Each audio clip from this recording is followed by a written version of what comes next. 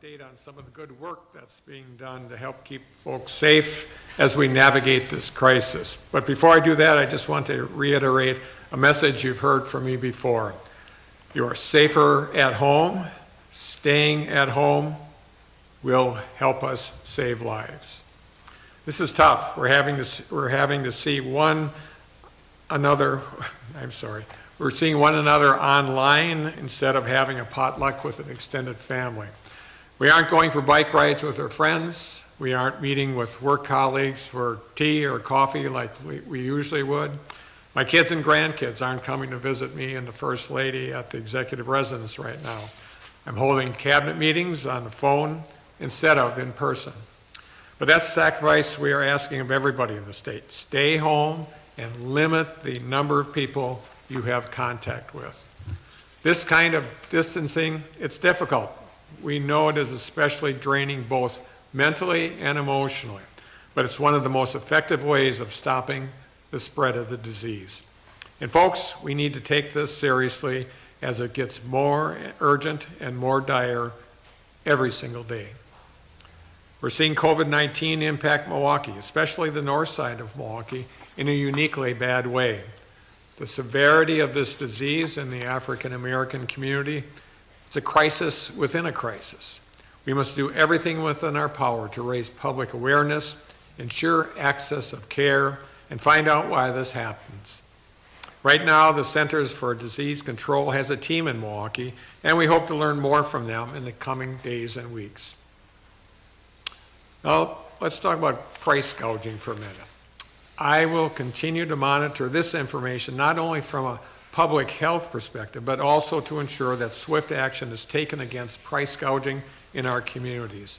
While most Wisconsinites are good neighbors who are caring for one another, there have been reports of a few bad actors. Those folks will be held accountable. I want to talk a little bit about what we're doing to keep our healthcare workers and first responders safe. Yesterday, we launched an initiative designed to get more personal protection equipment, or PPP as it now is known as, such as gowns, gloves, and masks to those working on the front lines in response to the COVID-19 epidemic. It is absolutely imperative that our healthcare workers and first responders have the equipment they need to stay safe and healthy as they care for our communities. There's a global shortage of PPP, and we're competing with other states to acquire limited resources.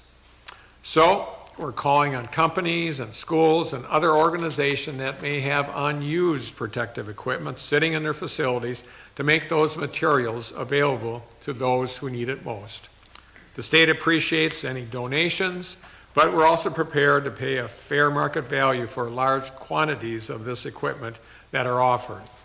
Wisconsinites can now go to COVID-19 supplies, one word, .wi.gov/donations to either donate or sell large quantities of PPP to the state of Wisconsin. The State Emergency Operations Center will then distribute the PPP to communities that need it most. We've had an incredible amount of outpouring from offers from businesses and other organizations who have already told us they want to help fill critical need for this equipment across Wisconsin. We continue to review these offers of support, and our hope is this site will help to streamline that process going forward so our workers on the front line get what they need as quickly as possible. Earlier today, I announced an emergency order that will suspend evictions and foreclosures amid the COVID-19 public health emergency. Now, of course, Wisconsinites who are able to continue to meet their financial obligations are expected to do so. This order does not in any way relieve a person's obligation to pay their rent or their mortgages. But we are mindful that during this time, individuals, families, and small businesses may see disruptions in paychecks due to losing hours, tips, businesses, or employment. This order is another step we can take to prioritize the health and safety of Wisconsinites during this public health emergency. Evictions and foreclosures pose a direct and serious threat to the health and well-being of Wisconsinites, especially as we ask that everybody remain safer at home. Another issue that I know is on the top of the mind of many folks is the upcoming election. We've heard from countless people across our state who want to exercise their right to participate in our democracy. And I say to them, I hear you. My focus has been and will continue to be ensuring that everyone has the opportunity to safely cast their ballot in the upcoming election. I don't care who's running for office or what's on the ballot, everybody should be able to participate in our democracy, period. I understand that Republican leadership the other day expressed their support for not delaying the upcoming election. But as elected officials, our top priority has to be everyone's safety. So I'm hopeful that all of us can agree that everyone should have the right to exercise they can exercise their right to vote. And that means we have to work together to ensure that people are safe when they do that.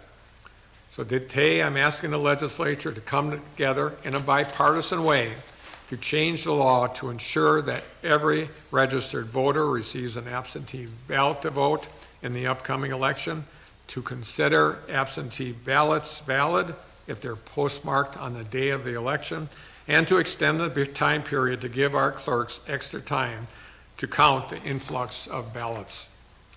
We need to be doing everything we can to ensure that folks can cast their vote while still staying safe at home. So I'm hopeful that the legislature will act swiftly to send absentee ballots to every single registered voter living in Wisconsin. And folks, let me be clear, this isn't a Republican or Democrat issue. This is an issue that faces our democracy. I don't care who gets the credit. I just want to make sure that everyone has a chance to cast their ballot this April. A record number of people have already requested absentee ballots, and that's the good news. I urge you to visit myvote.wi.gov to request your ballot today. Our local election clerks are doing their best, but they need help, and voters need help. Everyone deserves to be able to safely cast their ballot in these difficult times. The legislature needs to step up. Now, folks, I'll again say that I know we are in uncharted territory. Things are tough, and they're going to get worse before they get better. But together we can make a difference. So please stay safer at home. So thank you very much, and now I'm going to turn it over to DHS Secretary Andrea Palm. Thank you, Governor Evers. Good afternoon, everyone. I'll jump right in with the numbers. Today, we have 13,140 negative tests, 842 positive tests, and we now have 13 deaths in the state of Wisconsin. Those 5 new deaths range in age from their 60s to their 80s. In addition, as part of our daily DHS website update, you will now be able to see that we are providing additional data points. This includes the age ranges and genders of those who have tested positive and those who have died from COVID-19. This is part of our ongoing effort to be transparent and to provide information that helps inform and protect our citizens. Now, hearing the numbers today, you may think that safer at home, physically distancing, washing your hands, and covering your coughs and sneezes aren't working. But I want to stress something we talked about earlier this week. Without implementing safer at home, our models show us that we would likely have 22,000 Wisconsinites who are infected with COVID-19 by April 8th. And so now is the time to do everything we can to flatten the curve to keep that projection from coming true. Lives truly do depend on it. And I want to spend just a minute on what you're likely to see in our daily case updates moving forward. Assuming that we are all implementing safer at home well, it will likely be several weeks before we are able to start to see the results of those efforts. And that is because of the lag time between infection to symptom onset and ultimately to a positive test result. And so the numbers you're seeing today and in the near term are people who were infected before we started safer at home. So please don't get discouraged. We need you to remain vigilant and continue to do everything we can together to stop the spread of COVID-19. It's ironic, really, that in a time when we need each other, we aren't able to be physically close to each other.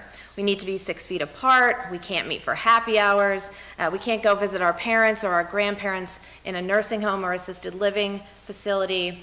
But as we have talked about previously, physical distancing really is the way to stop the spread of this disease, and it does not have to equate to social dislocation, disconnection, or isolation.